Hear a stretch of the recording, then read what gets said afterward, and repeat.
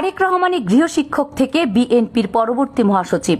জাতীয় ঐক্যমত্য কমিশনের সাথে আলোচনা থেকে শুরু করে বিএনপির প্রত্যেক গুরুত্বপূর্ণ সিদ্ধান্ত আজকাল যে মানুষটির মুখ থেকে শোনা যায় তিনি বিএনপির স্থায়ী কমিটির সদস্য সালাউদ্দিন আহমেদ। সংস্কার কমিশনগুলোর সাথে তার মিটিংয়ের পর সালাউদ্দিন আহমেদ সাংবাদিকদের যেভাবে প্রতিটি বিষয় ব্যাখ্যা করেন তাতে স্পষ্ট ধারণা পাওয়া যায় রাষ্ট্রের সব ক্ষেত্রে তার অগাধ জ্ঞান। আর এরকমটা হবেই বা না কেন, তিনি যে ঢাকা বিশ্ববিদ্যালয়ের আইন বিভাগের তুখোড় মেধাবী ছাত্র ছিলেন।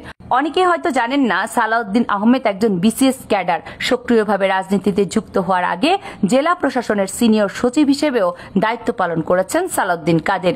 এমনকি তারেক রহমানের শৈশব কৈশোরে গৃহশিক্ষকও ছিলেন তিনি এই সালাউদ্দিন আহমেদ। যে বিএনপির পরবর্তী মহাসচিব হবেন সেটা অনেকটাই নিশ্চিত। বিএনপির বেশিরভাগ নেতা কর্মী মনে করেন সালাউদ্দিন আহমেদের হাতেই বিএনপি সবচেয়ে বেশি সুরক্ষিত থাকবে, কারণ তিনি যে পরিমাণ শিকার হয়েছেন এবং ত্যাগ স্বীকার করেছেন এমন নেতা বিএনপিতে বিরল।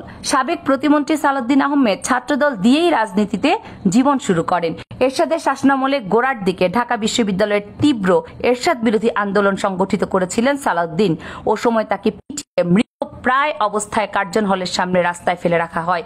রাতে কাজ শেষে বাড়ি ফেরার পথে কয়েকজন সাংবাদিক সালাউদ্দিনকে রাস্তায় পড়ে থাকতে দেখে তার জীবন বাঁচান। আওয়ামী লীগের শাসনামলে 2015 সালের 10 মার্চ গভীর রাতে রাজধানীর উত্তরার বাসা থেকে আইন শৃঙ্খলা বাহিনীর পরিচয়ে সালাউদ্দিনকে তুলে নিয়ে যাওয়া হয়। এর 2 মাস পর ভারতের শিলং শহরে উদ্দেশ্যহীনভাবে ঘুরতে দেখা যায় তাকে।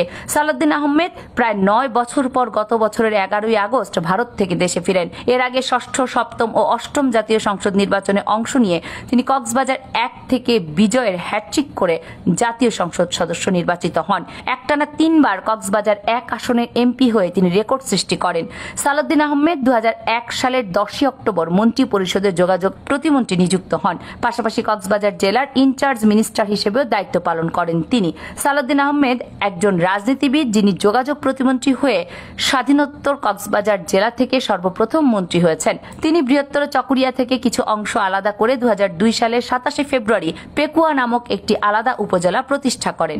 এ সময় পেকুয়ার প্রয়োজনীয় সকল অবকাঠামো, আধুনিক স্থাপনা ও উন্নয়ন করেছেন, যা এখনো দৃশ্যমান এবং সুফল ভোগ করছে স্থানীয় জনগণ।